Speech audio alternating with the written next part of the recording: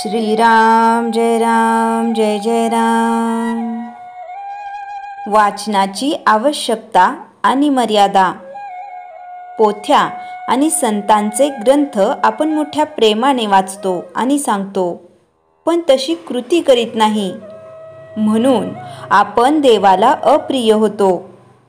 संतांचे ग्रंथ हे अगदी प्रिय व्यक्तीच्या पत्राप्रमाणे मन लावून वाचावेत। हा ग्रंथ माझ्याकरिता सांगितला आहे, तो कृतीत आणण्याकरता आहे, ही भावना ठेवून वाचन करावे। ग्रंथ लिहिणाराची तीव्र इच्छा असते की त्याप्रमाणे लोकांनी आचरण करावे। त्यावरची टीका वाचताना मूळ ग्रंथातला मतितार्थ लक्षात आणावा। भाषांतरकार हा भाषांतरामध्ये आपले थोडे घालतोच, मूळ ग्रंथ वाचणे हे केव्हाही चांगले। संतांचे ग्रंथ हे आईच्या दुधासारखे, तर टीका आणि भाषांतर हे दाईच्या दुधासारखे आहेत, हा फरक जाणून घ्यावा। कित्येकांच्या बाबतीत वाचन हे सुद्धा एक व्यसन होऊन जाते।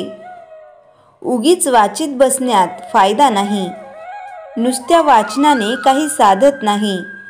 जितके वाचावे तितका घोटाळा मात्र होतो।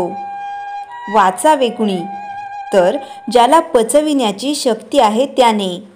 बाकीच्या लोकांनी फार वाचू नये।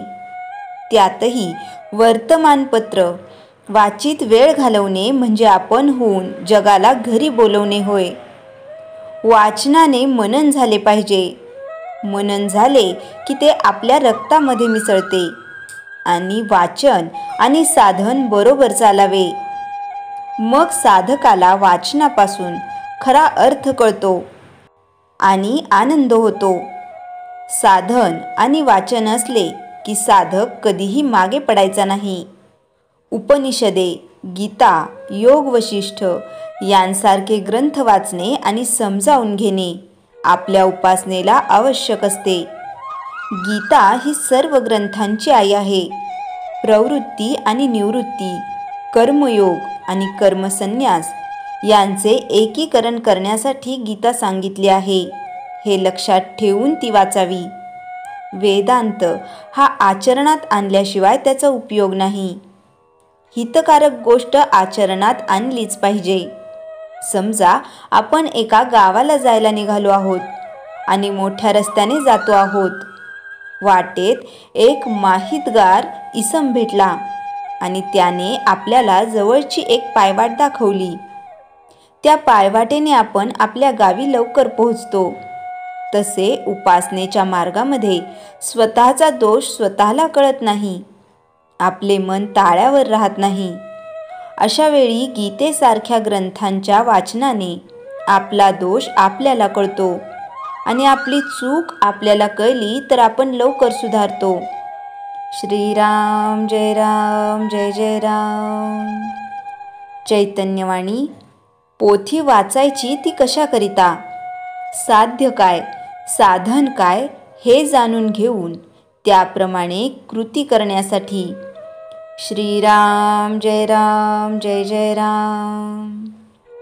श्रीमनाचे श्लोक 82। निरूपण।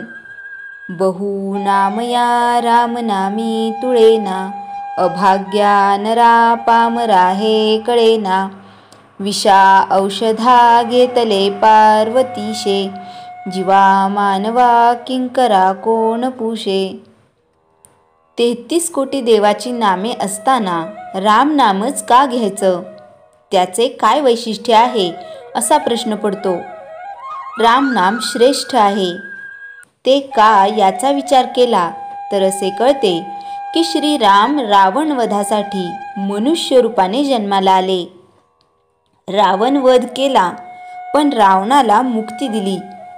रावण वधानंतर मी दशरथ पुत्र राम आहे असे ते म्हणतात। यातून त्यांनी मानवता दाखवली, तसेच अनेक जीवांचा उद्धार करून ईशत्व दाखवलं।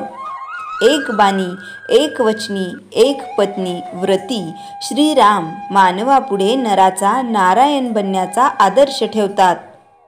भगवान श्रीकृष्ण बालपणापासून अघटित घटना घडवून आणत होते। देव व मानव या दोन्ही रूपात ते वावरले. त्यांनी दाखवलेल्या लीला मानव आचरणात आणू शकत नाही. त्यांना पूर्ण अवतार मानतात. म्हणूनच श्रीरामाचे चरित्र मानवांनी आचरणात आणावे असे आहे आणि त्यांचे देवस्वरूप आपल्यात आहे. सर्व चराचरात व्यापून आहे. सुदैवाची गोष्ट ही आहे की त्या व्यापक रूपाशी आपण त्यांच्या नामाने जोडू शकतो. म्हणून राम नाम घ्यायचे. पण अभागी दुर्दैवी माणसाला त्याचे महत्त्व कळत नाही.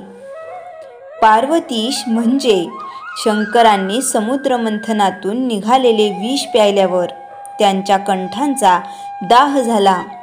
तो कोणत्याही उपायांनी थांबला नाही.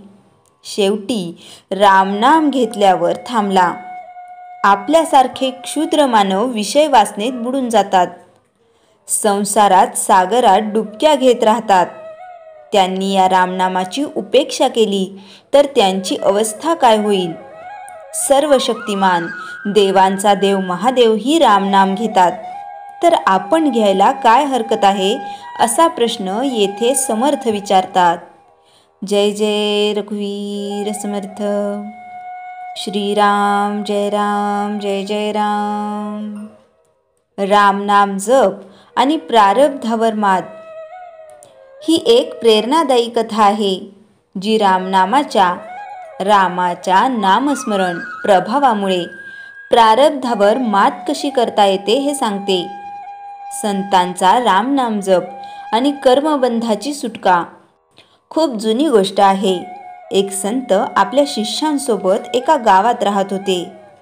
ते रोज रामनामाचा जप करत असत. राम राम राम आणि लोकांनाही ते रामनामा जपाची माहिती सांगत.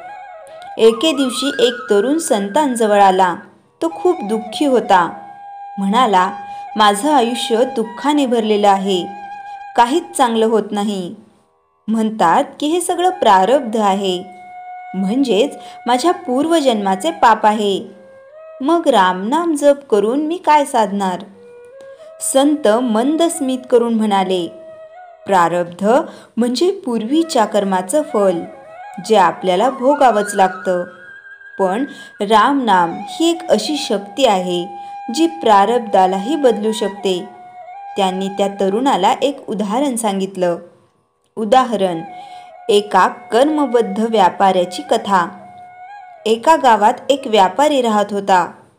त्याच्यावर खूप मोठं कर्ज होतं. घरची परिस्थिती बिकट होती. त्याने सर्व मार्ग अवलंबले, पण काहीच उपयोग झाला नाही. शेवटी तो निराश होऊन एका संताकडे गेला. संत म्हणाले, तू काही काळ फक्त रामनाम जप कर, सकाळी आणि रात्री संपूर्ण श्रद्धेने. व्यापाऱ्याने तसेच केले. दिवसागणिक त्याचं मन शांत व्हायला लागलं. काही आठवड्यात त्याला एक नवीन संधी मिळाली. एक जुना मित्र भेटला, ज्याने त्याला व्यवसायात भागीदारीची संधी दिली. हळूहळू त्याचं कर्ज फिटू लागलं आणि जीवन पूर्वपदावर आलं. संत म्हणाले, रामनाम जपाने त्याची बुद्धी शुद्ध झाली, निर्णय शक्ती वाढली आणि प्रारब्ध बदलण्याची शक्ती मिळाली. तात्पर्य, प्रारब्ध टाळता येत नाही, पण रामनाम जप म्हणजे ईश्वर स्मरण. ते आपल्या आतल्या शक्तीला जागं करतं. ते मनोबल, संयम आणि योग्य निर्णय घेण्याची क्षमता वाढवतं. या आध्यात्मिक ऊर्जेमुळे प्रारब्धाच्या अडचणींवर मात करता येते. रामांच्या वनवास काळात दाट अरण्यातून जात असताना श्रीराम पुढे चालतात. सीतामाई मधोमध आणि लक्ष्मणजी सर्वात मागे चालतात. सीतामाई कधीही रामांच्या चरणचिन्हांवर पाय ठेवत नाहीत. लक्ष्मणजी तर प्रभू व मातोश्री दोघांच्याही चरणचिन्हांवर पाय न ठेवता थोडं बाजूने चालतात, की प्रभू आणि आईचे चरणचिन्ह मिटून जाऊ नयेत. जेव्हा पायवाट अरुंद होते तेव्हा लक्ष्मणजींना पायवाट सोडून काट्या कुट्यातून चालावं लागतं आणि त्यांच्या पायात काटे रुततात. तरीही ते ना उफ करतात ना तक्रार करतात.